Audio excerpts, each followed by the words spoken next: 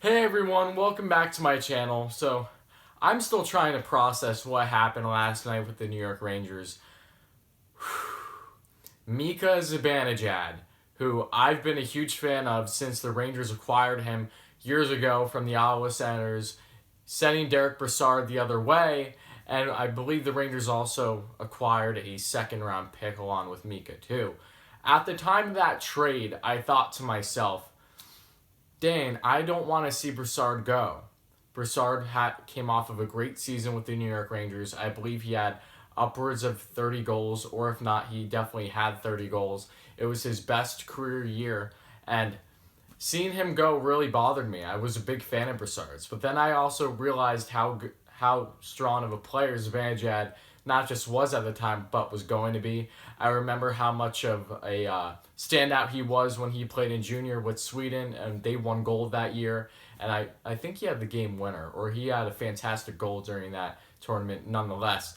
And I saw his stats and his progression, early in his NHL career. So I told myself, I'm like, you know what, this very well could be a very solid move because we bring in a young guy like Zibanejad who can thrive and possibly be the Rangers' future number one center, and the rest is history. What Zibanejad has been doing last season and especially this season has been remarkable and needs to be recognized. Now, Mika Zibanejad this year, last night he had 5 goals, as you know, one of the craziest feats I've ever seen as a sports fan overall. That's the first time that I've obviously witnessed a 5 goal game, and that was the first time since the 80s that a New York Ranger has scored 5 goals in a game.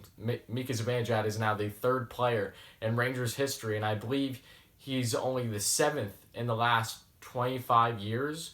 I don't fact check me on that. I could be wrong because I saw something from NHL PR, I believe, saying that in the last 25 years, there's only been 7 goal scorers that have scored 5 goals in a game, and he's now one of them. So I could be wrong, but I believe that is the statistic. And regardless, Mika has been out on absolute fire, even with losing Chris Kreider for basically the rest of the NHL season with a broken foot, or at least a fractured foot.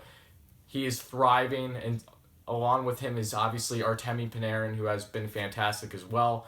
So Zibanejad, 71 points in 38 and 54 games this year. He missed around 3 weeks due to injury earlier in the season, and during that time, he still has 38 goals, 33 assists for 71 points, as I said, and he's only 3 points away from tying or surpassing his career high because he had 74 points last year. That included 30 goals and 44 assists, but in 82 games, so a full season. So he has just been lights out for the Rangers all season long. So consistent along with Panarin. They have really been a two-headed monster for the Rangers on the scoring front. And if you look at where the Rangers currently are in the standings now, in 67 games played this year, the Rangers have 37 wins, 27 losses, and 4 overtime losses. That is good for 76 points and currently sits 2 points out of the second wildcard spot in the Eastern Conference. Now, who are in front of them? You have the Columbus Blue Jackets with 68 games played, and they have 79 points. And then you also have, in the second wildcard spot, you have the New York Islanders, who to this point have played 66 games and have 78 points. So the Rangers are neck and neck with making it possible, getting into the playoffs and actually possibly staying there and for the remainder of the year and getting actually into the playoffs. It's crazy. When I went into the season, I was thinking that the Rangers would either just miss playoffs or just make playoffs. And I talked about that in previous videos going all the way back to the start of my channel. So if you haven't checked it out, please do. But it just goes to show that it seems that is going to come to fruition. It's a win-win situation for the Rangers this year with how they have played the second half of the season. David Quinn and his coaching staff deserves a tremendous amount of credit for what they have been able to do with this Rangers team and their development. And regardless if they make the playoffs is a bonus. If they don't make playoffs, yeah, that'll kind of suck. But at the same time, we weren't necessarily expecting to make playoffs this year either. So you can't lose in this situation, and I'm so excited for the Rangers. And what seemed like they would possibly be out is the farthest thing from the truth now. And now when you look at the Rangers, everything that there really is to be said about them and Mika Zibanejad too, he was drafted 6th overall in the 2011 draft by the Senators too. So it's not like Zibanejad was by any means a diamond in the rough. There was a lot expected from him from when he was drafted, and he has just really come to fruition and been above expectations now. And the ceiling is so high for Mika, and this is going to be very interesting to see going forward just how much better he's going to continue to get, because I don't think that he has hit his peak yet. He's obviously in his prime, but this is only the start between the likes of him playing along with Panarin, on special teams or 5-on-5, along with the other young developing players in the New York Rangers system. So there's a lot to like there. And now when you get to Panarin as well, Panarin has 93 points in 66 games played this year. He has been lights out. He has that includes a plus minus plus 35, and Zibanejad has a plus 8, might I add. But Panarin and Zibanejad, how good they have been defensively too, I don't believe gets the recognition it deserves either. They have both been great when it comes to back checking and forward checking, and Panarin especially, night in and night out. I knew that he was at least average when it came to his defensive game, but he's above that in my opinion. The amount of takeaways he gets on a nightly basis is ridiculous. He breaks up so many plays. His stick lifts are insane. Before you know it, you think you're entering the zone, and bam, the puck's going the other way for Panarin on a breakaway or a 2-on-1.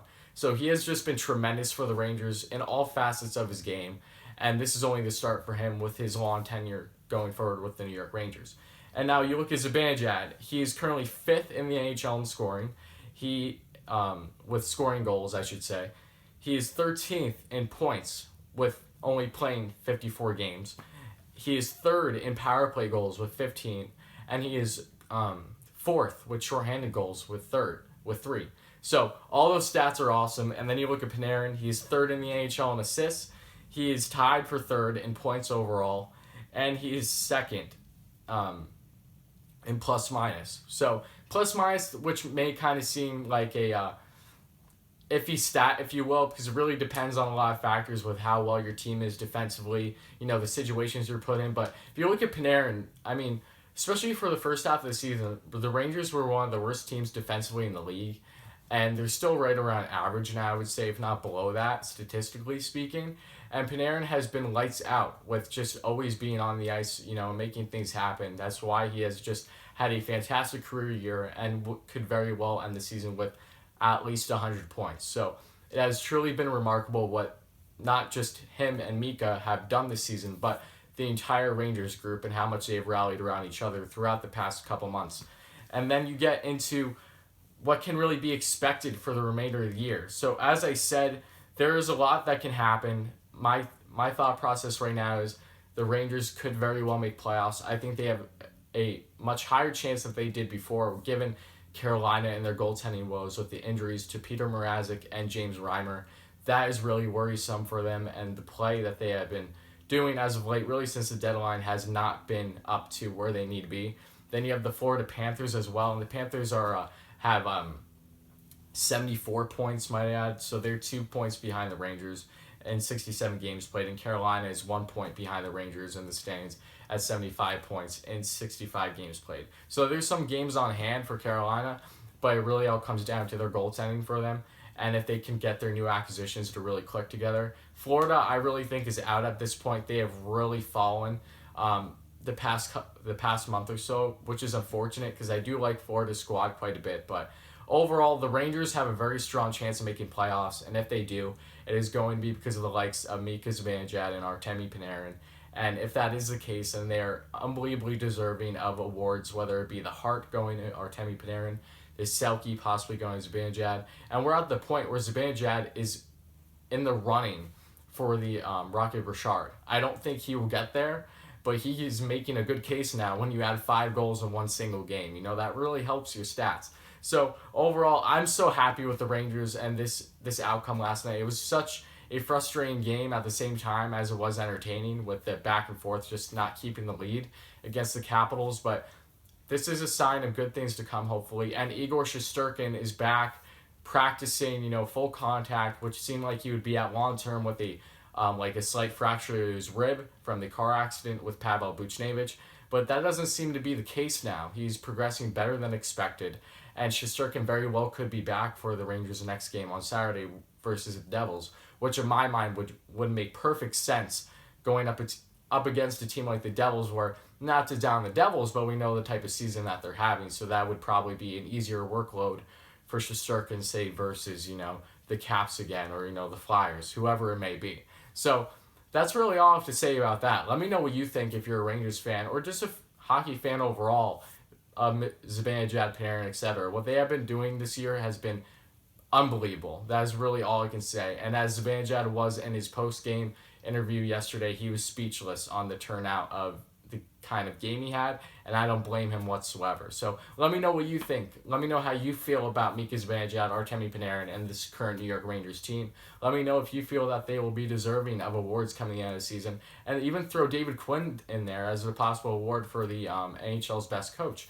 So things are going to happen. It really dictates if they make playoffs or not, but I'm unbelievably excited for the Rangers, not just now, but for their future, which looks like a very entertaining one. So thank you all so much for watching. If you haven't checked out previous videos, please do. I have plenty of others on Rangers, as they are my favorite team. I just do hockey content overall, but I like to emphasize my favorite team, the New York Rangers, when I get a chance, and this felt like a great one. So thank you all so much for watching. Like, comment, subscribe, all those great things, and I will be back again in a day or two.